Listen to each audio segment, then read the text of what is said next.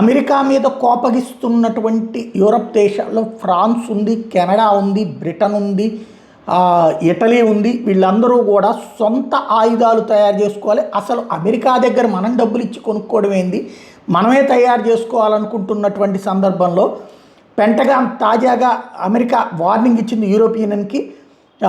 By European అనేటటువంటి క్లాజ్ని అంగీకరించబోమని చెప్తోంది. దాన్ని తీవ్రంగా వ్యతిరేకిస్తున్నామని చెప్తోంది. ప్రొటెక్షనిస్ట్ అండ్ ఎక్స్క్లూజనరీ పాలసీస్ కుదరదని చెప్తోంది. Strong arm American companies out of the market ఒప్పుకోమని చెప్తున్నది. అంటే అమెరికన్ కంపెనీలు పోని యూరప్లో పెట్టి తయారు చేయమంటే దానికి కూడా మేము కుదరదని చెప్తోంది. అయితే యూరప్ సమాజం మాత్రం తమ సొంత ఆయుధాలు, సొంత వ్యవస్థ లేకపోతే కష్టమని భావిస్తున్నాయి. క్రమంగా ఆ దిశగా అడుగులు వేస్తున్నాయి. అది ఒకవైపున వీళ్ళకి పెద్ద సంచలనమే అవుతోంది.